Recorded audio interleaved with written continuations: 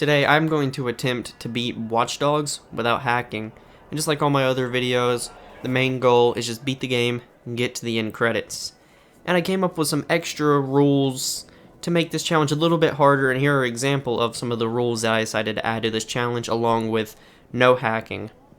Pretty much anything that causes a distraction, like bursting the pipes there, pulling up like the projector for extra cover, exploding any like panels, I guess would be the right word. I am allowed to shoot the panels but not blow them up by holding X. And up like garage doors here for quick escapes as well, stuff like that, gates as well I can't open. I just kind of wanted to make it harder, it seemed a little bit more interesting because the way I look at it, I'm technically hacking into this. And here, hacking people like through their phone is the main way you make money in this game. You can also get cards for some reason, keys to craft certain items like blackouts, or songs off them. So I'm not doing this because how I see it is you're technically just hacking into it and stealing them. Kind of the same thing with the like panels and all that stuff, you're hacking into them. So I'm like, I'll just go ahead and exclude that anyway. The hardest one, and probably the one that'll be broken first, looking through cameras.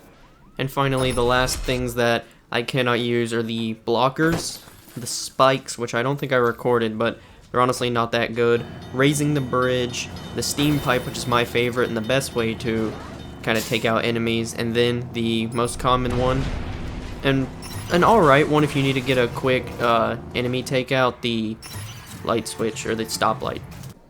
And now that I've gotten the rules out of the way, it's time to attempt trying to beat Watchdogs without hacking, or as minimal hacks as possible, because this will probably fail considering the main point of this game is hacking. Alright, we can finally get this challenge started now that we're able to move around. And the challenge is over. Just like that, it is not possible to beat Watchdogs without hacking. You know, I didn't have high hopes that this challenge would be completable, but I legit did not think we would get stuck in the first minute of gameplay. Actually, less than the first 30 seconds of being able to move around. That sucks. Well, I guess now, instead of without hacking, this is now a minimal hacks run. I am allowed to use the profiler to either find a mission item, a person, or just follow the power source so I can unlock a door or whatever I'm trying to get access to. And it would not have mattered if I got to play past the first 30 seconds of this challenge because I have to hack the camera there and continue to look through cameras and follow the power source. Man, this first mission is not kind for this challenge. After looking around and seeing no other option, I decide to oblige with the game and just continue hacking. And I'll have a hack counter somewhere on the screen, I'm not sure, probably in a corner, of all the times I've had to hack, and that'll include the cameras when the game tells me to hack and everything that was included in the list at the beginning of what I'm not allowed to use. This part of the mission sucks because it requires one hack to look at the camera, another to steal the code from the guard, another to get into the stadium security, and then one final one to be able to take over the stadium. So that was 4 hacks right there.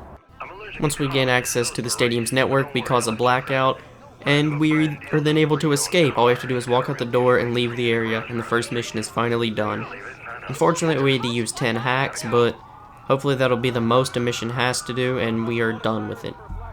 The game throws us into a tutorial about potential crimes where you have to hack a woman's phone to learn more about the crime so we can go and stop it, and this adds hack number 11 to our counter. Aiden's sister Nikki gets a weird call, so he decides to hack into the call and listen to it. And then he's able to track down who was calling her, so like any normal big brother, he hunts him down and kills him. But unfortunately, this will cost us 2 more hacks and brings the counter up to 13.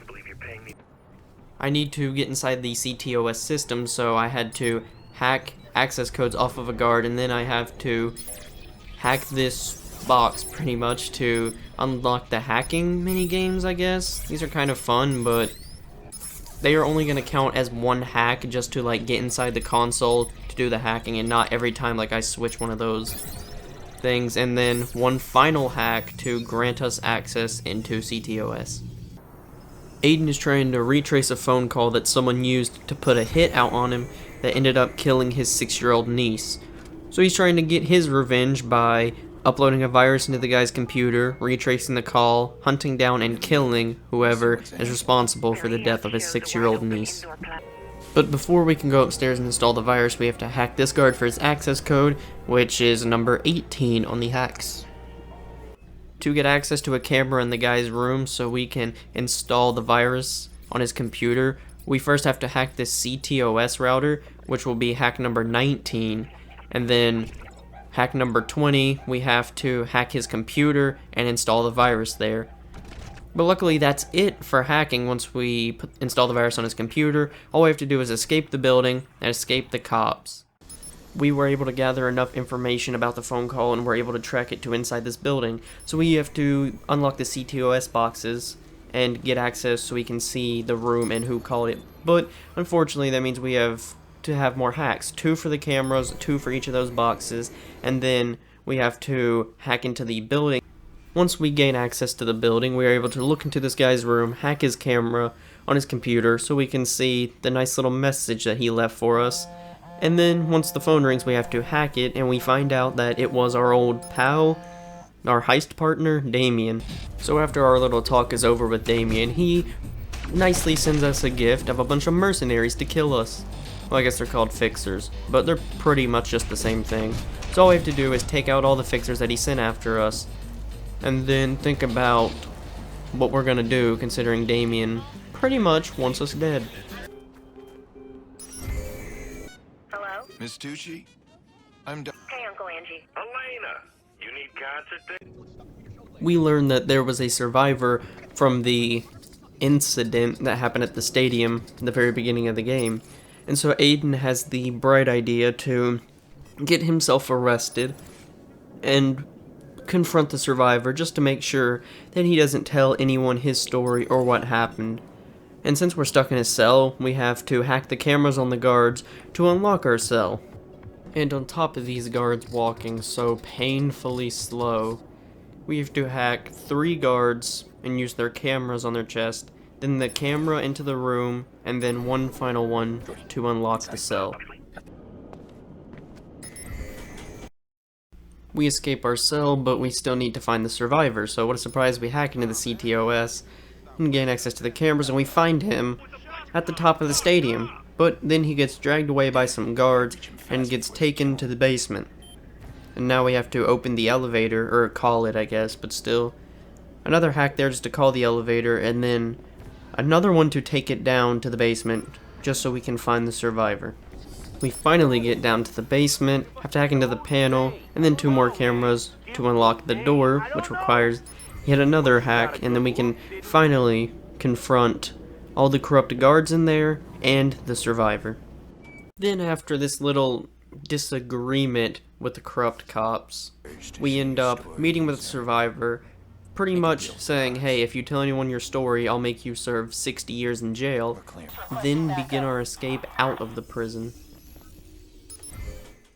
When we get to Nikki's house, we find that Damien's already here, and then he explains to us that he's been watching Jackson and Nikki with a tiny camera, and then tells us that he has kidnapped her, and he's now going to use that to kind of exploit and blackmail Aiden by making him do his bidding, whatever he wants, so he can make sure that his sister's safe, and if he doesn't oblige and follow whatever Damien wants to do, he'll just kill her. But luckily we find out that Jackson, his nephew, was able to get away, and he's on the L train, and we have to go save him. After chasing down the train, Aiden decides that the best choice for Jackson is to stay with his kind of therapist and just live with her for a while so he doesn't get caught up in the situation that Aiden's in, because he doesn't want another family member to become a victim. Every area in this game has the CTOS control center that we have to hack into, and doing that will allow you to have CTOS access across that entire region, which will allow you to hack the stuff like the stoplights, the steam pipes, the blockers, and all that stuff. But I can't do that anyway, so it really doesn't matter, but the game forces me to do it, so I'm gonna have to do this about 3 or 4 more times at each control center across the region. Once again, more hacks, just to look at the cameras to get into the entire system. While out looking for any potential clues that can lead us or give us any information to where the Nikki has been taken, we come over to this warehouse, we have to unlock the door and then hack the computer, and then we end up seeing one of the kidnappers that took Nikki, So we hack his phone and listen to his conversation to see if that'll give us any more leads. And if you're wondering how I take down the enemies that you have to chase after, I either do this where I pull up half a block ahead of them and just gun them down like this, or I use the other strategy of just ramming them until their car doesn't work, or for some reason they just decide to get out of it. I mean, those strategies are pretty effective, but still not as satisfying or as good as the instant neutralization. Then one short, giant, just street fight later with the rest of his allies, fixers that he has after us. Wasn't that bad. Aiden's hideout in the motel was found, and like any normal paranoid person, he blows it up. And now the attackers are going to launch a full-scale attack, and him and Clara have to escape, and Clara is the one who's been helping him hack a bunch of stuff as well and give locations of people. And we managed to escape with our lives, and now we're on the hunt for a new hideout considering ours was just blown up. And then we find our perfect hideout for us. It's a giant bunker, an old CTOS bunker that's not been used in about 3 decades, which is good because not many people even know that it exists. It's only accessible by bridge, but it's not been used in about 30 years, so they cut off the power. But once we get the power up and running back to the bunker, the perfect spot for us. It's very secluded and hard to get to, not many people know it exists, and it is an old CTOS bunker, so it'll be very hard to hack. Unfortunately, to get the generators on, I didn't find any shortcuts or being able to like not use the lift, getting inside the cargo crates and then lifting them up. I couldn't do any of that. I tried for the first generator here, like for 15 minutes trying to glitch through the wall using 3 cars and 2 motorcycles, but I couldn't, so I just gave up at that point and decided to do it how the game intended you to do it. I guess besides this, because I was able to save an explosion just by shooting the barrels. I mean, that was kind of cool, but I kind of would have liked to glitch through at the bottom, but it still wouldn't have helped me. I would have had to go up on the lift anyway. I then proceeded to spend over 30 minutes just doing this. I decided to grab one of the motorcycles and one of the SUVs and tried to go over the fence, but the bike mechanics in this game, I don't know how to explain it. They're kind of just like random. Sometimes you'll fly off the bike, sometimes you'll stay on it, sometimes you'll get air, sometimes you'll go straight to the floor. And it's not consistent at all. So me being pretty stubborn was like, alright, I'm going to do this for 30 minutes. And then that's just when I'll quit and just, give up and just hack what I need to get over the wall. Because I was not spending any more than 30 minutes because it pissed me off that I was spending 30 minutes and getting absolutely nowhere doing it. To get the second generator, it ended up taking 4 hacks to reach it. For the third and final generator, it ended up being 8 hacks just to reach it. We are forced to hack into another CTOS tower, so you know what that means. 2 more hacks for the code and 1 more for the panel. After role-playing as Sam Fisher for a couple minutes, we have to gain access into these CTOS panels for this giant trap house. Basically, it's just overrun by gang members and a place that police don't dare to go because if they are, they're corrupt and they'll pretty much just be shot on sight pretty much because this is Chicago. With the way that I have these rules set up, none of these technically count as hacks. Yes, I'm kind of like getting into it, but I'm not explicitly told by the game to hack into it, and on the final one it just tells me to go up and use it, so I don't think these count as hacks. Which is awesome for me because we get a step closer to cracking down and destroying this criminal empire that's pretty much just ruling with fear, blackmail, and corruption over Chicago. And we don't have to use any more hacks, which is awesome. When we connected to the Rusty Fremont building in the last mission, the one I said where we got away scot-free with the hacks, well, I guess the game heard me because if you look up in the top left, you can already see we used 24 hacks for this one mission, which just requires moving through the cameras, unlocking security panels to get to more cameras, stuff like calling the elevator and then using another one to call it back up, hacking more cameras to hack body cameras on the guards, and it didn't work out well. I guess the game was like, oh, you thought you got away without having to use any hacks in the last mission? Well, I'm gonna make you suffer. This is by far the worst mission for the cameras, and honestly kind of just a boring one because you're just holding X, moving from camera to camera to camera the entire time for like 3 to 5 minutes because sometimes you have to use the body cameras of the guards that are so slow, I think that they are clinically depressed. And it just makes it painful because I'm like, can't this mission just go ahead and be over? I don't want to sit here and look through the cameras anymore. If I had to come up with one positive for this mission, I guess I could say that I failed earlier, so it's not as hurting, or it doesn't hurt as much that I have to use 24 uses of the cameras just to travel around the building. I mean, it still sucks that we had to use that much, but hopefully it's the most amount we have to use in the entire game, so we don't have a mission that drags on like this, using camera after camera.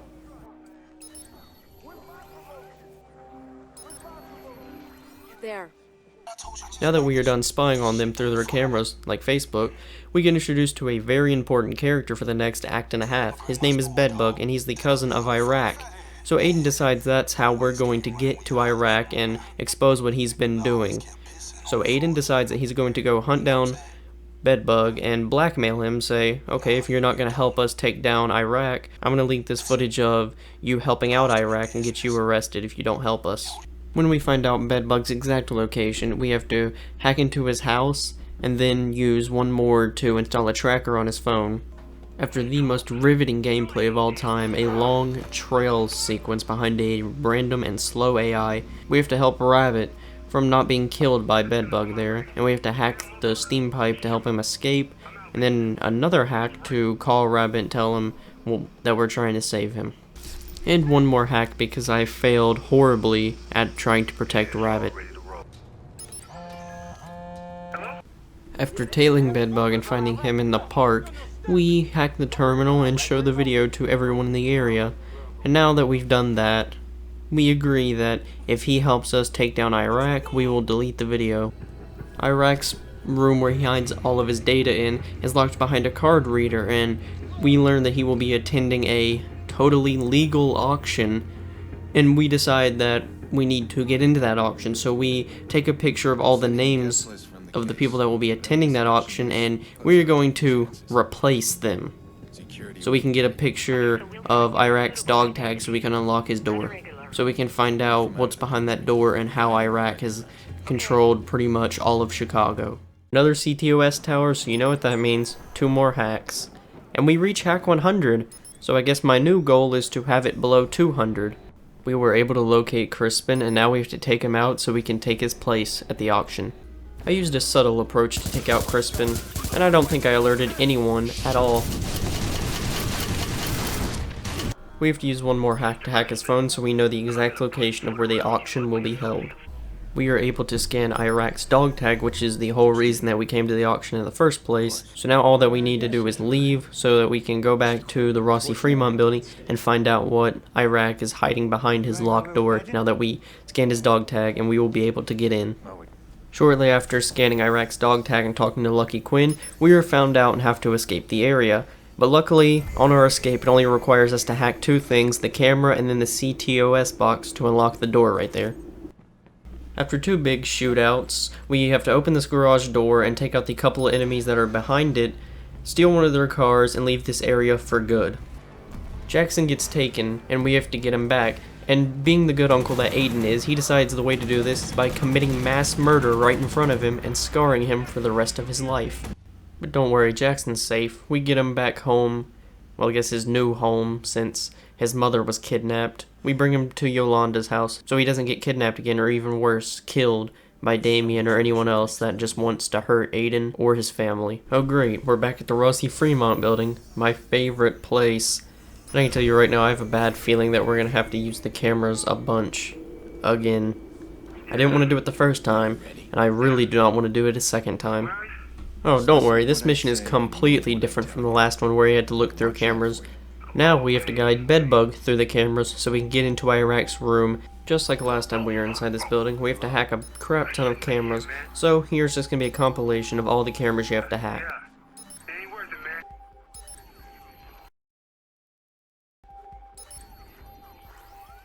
I thought they were. You got some?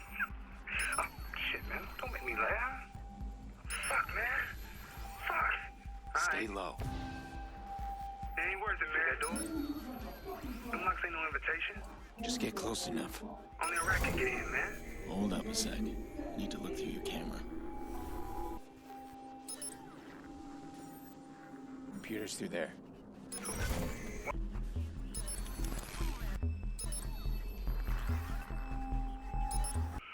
Finally, we are done looking through cameras telling Bedbug where to go, but while retrieving the data, he gets scared and decides to go block the door, causing us to stop downloading the data so we don't get all of it that we needed to. And he gets confronted by Iraq and put in a bad spot. But luckily, he does end up living, even though Iraq almost dumps him out of the window, killing him. Once Bedbug calls us and tells us that he is safe, we cut ties with Bedbug. We are done using him. We got all the use out of him that we needed, but since he didn't complete the download, we're going to have to go back and finish downloading all of the data that we did not get. We are trying to find the legendary hacker Raymond Kinney, who tried to stop and expose CTOS for what they were doing and what their true intentions were. He failed horribly and ended up killing a couple of people, and that forced him to go into hiding, and he's been living off the grid ever since, and no one's heard or seen him in years. But we managed to find a trace of him, and we are trying to download it, but these guys do not want us to do that. We have to fight them off and defend the data, because Raymond Kinney will be the piece that we need to stop Damien and help get Nikki back. Unfortunately, we have to hack another CTOS server, but luckily, this is the last one we have to hack into the game, and this will unlock the final area for us so we can go find Raymond Kinney. While we hunt Kinney, we have to find the password for his computer, and I'm pretty sure that this mission requires you to hack 2 guys, like you always fail on the first one, but the second guy has it. I'm not 100% sure, but I'm still gonna count it as 2 hacks here, since I hacked them and looked at their phone, and then another one for the computer here, and we end up finding out what CTOS station that he's been bouncing his signal off of, so we can retrace that, and so we can find out where his hideout is. The CTOS tower that Raymond Kinney used to bounce his signal off of is pretty protected, and I tried, but I couldn't find a way to climb the fence or get around it. We're going to use another compilation of all the times I had to hack or just move these satellite dishes around, which is a lot. Not as much as the Rossi Fremont moving through all the cameras, but I think it's pretty close.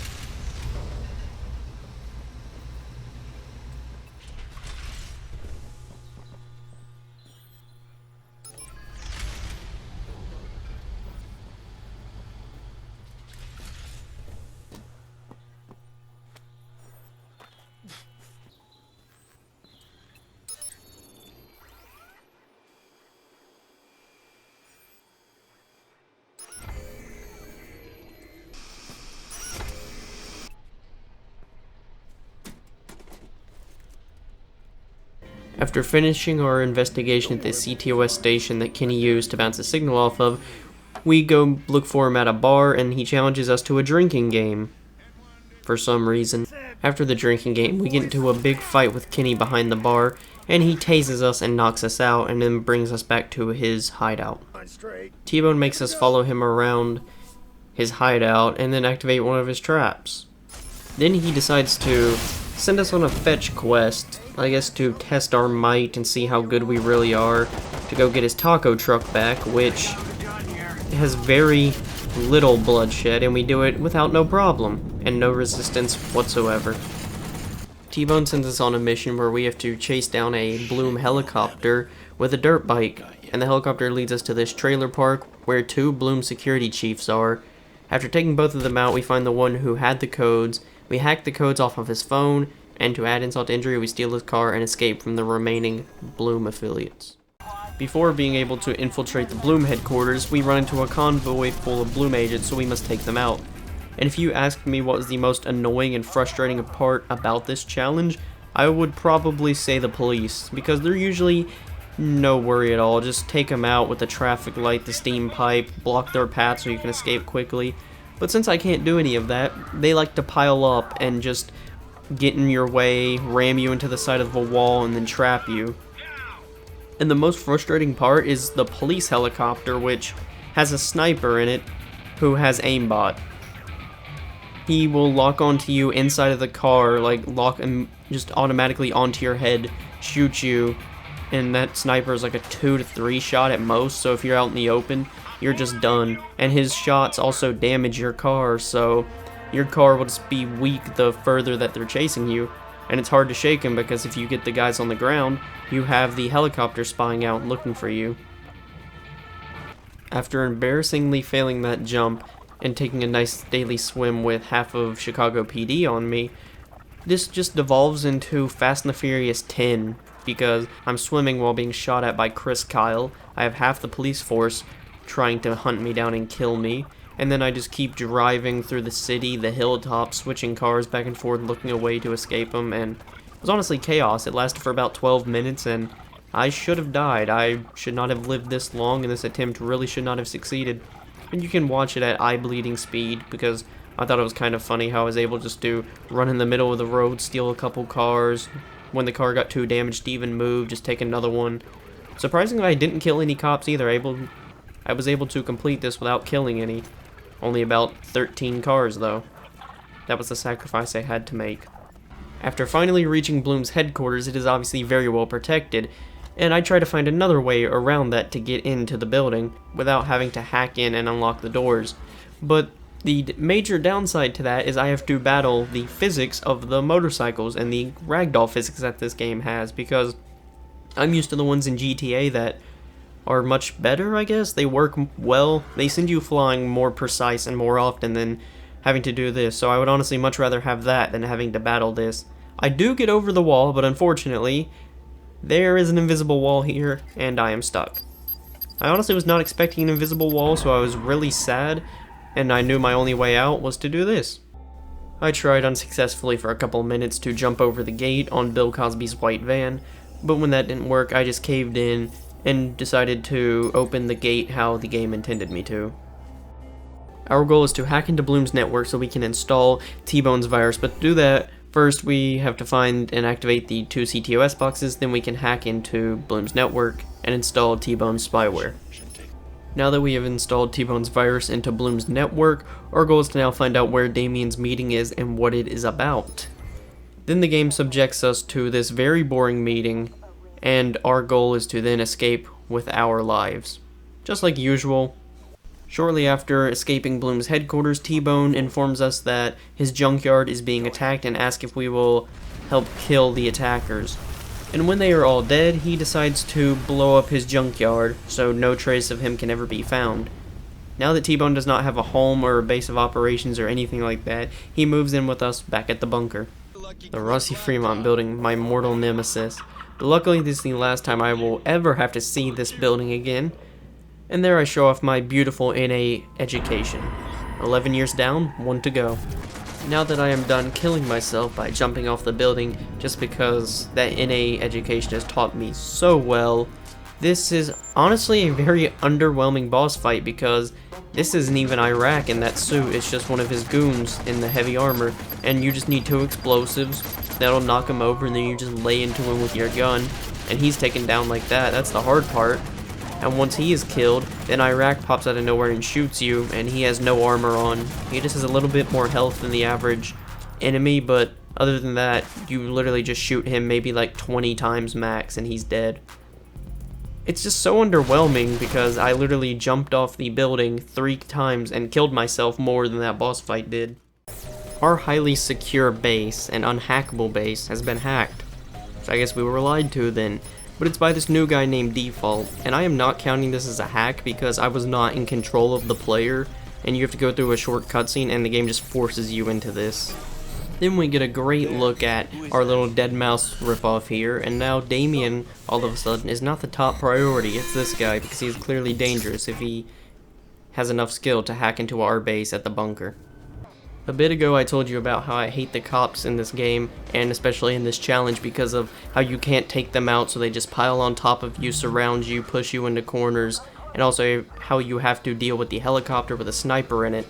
But I think this is the most annoying mission in the game, for this challenge at least, because you and Damien agree you'll bring the stuff you stole from Iraq, and then he'll bring your sister. Obviously, neither of you bring what you were supposed to, and Damien tells everyone that you're the vigilante and your exact location, so you have to hunt down and kill the fixer that I guess gave him the information. and put you on the news everywhere, and then you have to escape the cops. And obviously, with the aforementioned reasons of why I do not like the cops in this game, it takes a while.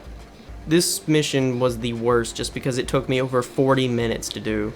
It was by far the worst and most painful mission in the game, and the one that took me the longest to beat. After that failed meeting with Damien, our next target is Default.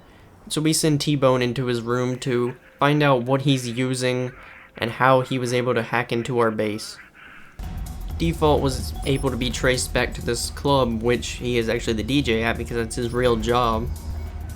And we have to hack a couple things, and we end up finding him. And he's not too happy that he has been found out because he causes a CTOS blackout, and now we have to chase after him and take him down. Then the chase ensued, and I'm making this sound way cooler than it actually was.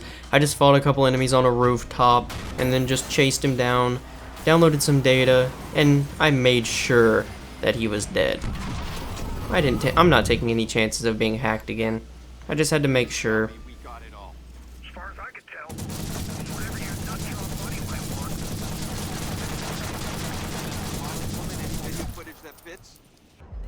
I'm putting this here because I forgot that you have to hack this guy's phone so you can actually get into the club.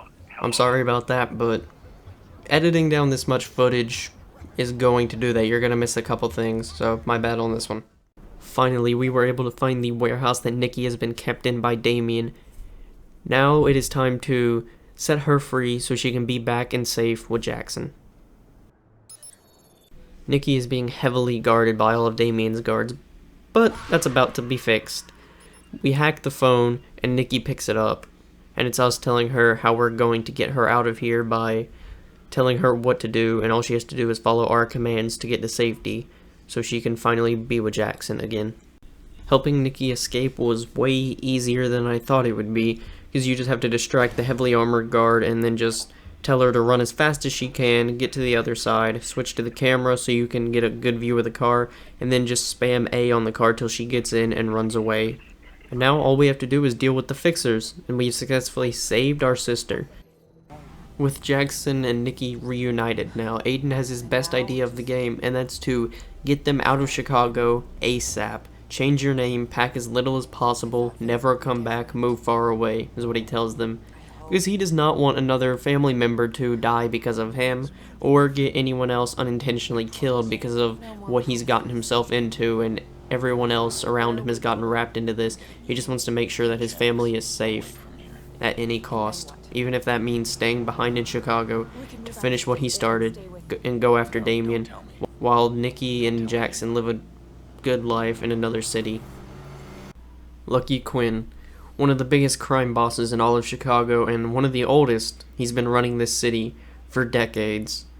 And it just so happens that he is the one that ordered the hit onto Aiden, which ended up getting Lena killed.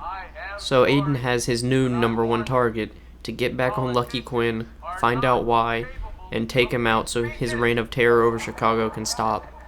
And we can see how he has grown so big and strong in Chicago because he has stuff like the mayor in his back pocket, using blackmail to threaten the mayor if he ever tries to go against him. He helps the mayor get elected and lets Lucky Quinn do whatever he wants. Following Lucky Quinn and the mayor, we learn that the mayor doesn't want to be Lucky Quinn's puppet anymore, and he wants out of the deal they made.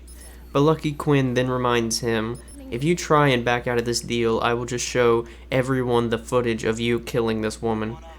We learn that's the blackmail that Lucky Quinn has over the mayor, and at any time he wants, he can just release that footage and get the mayor fired.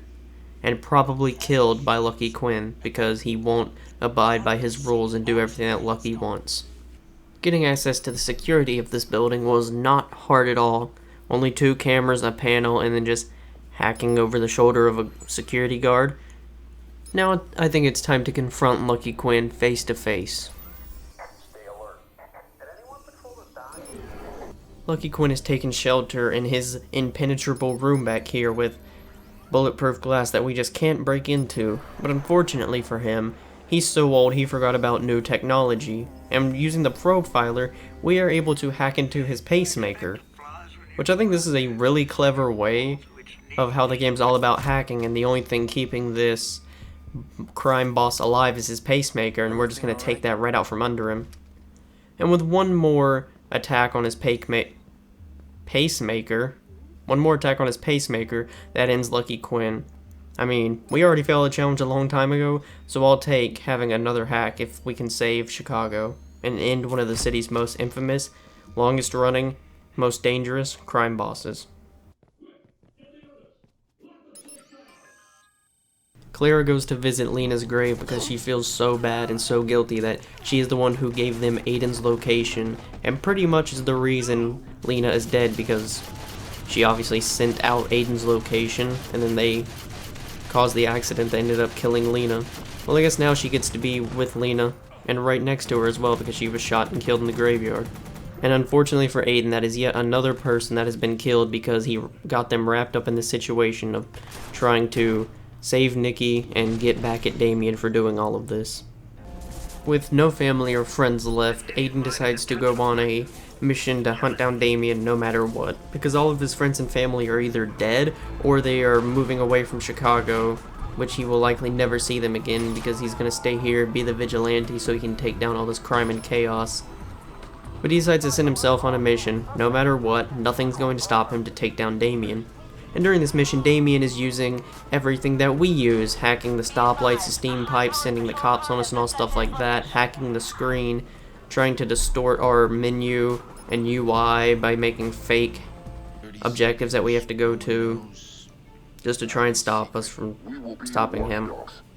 One more hack to install T-Bone's virus, shut this all down, and stop Damien. With T-Bone's virus now installed, we're just a couple clicks away from controlling pretty much everything in Chicago. And with this, we can then shut Damien completely out of the system, locate him, and finally end this. Which is kind of crazy. T-Bone's little homemade virus that he has can just shut down and cripple all of Chicago like this. Damien was traced back to this lighthouse, and yes, I know I've said this like 6 times, but this is finally time for the final confrontation. With an M. Night Shyamalan level twist, Jordy is actually working against us. Unfortunately for him, he's just too slow, he gets caught off guard, and dumped into the water below. Then we kill Damien once and for all, and finally ending Aiden's story. Well, now you know how many hacks it takes to beat Watchdogs. It's 191, barring I missed any or miscounted, which I very well could have, but at least that's how many I ended up beating the game with. And I recommend this challenge. It's fun. I enjoy Watchdogs. I mean, it's not the greatest game out there, but it is a really fun game, and the no hacking challenge made this game more fun because you had to like kind of just try and think outside the box and just go against what the game was telling you to do on some occasions. Obviously, I had to give up because I had to hack 191 things, but I think this was fun. I'd honestly recommend that you try and beat my score, I guess. Try and get less hacks than I did. But I hope you enjoyed the video, and I'll see you in the next one.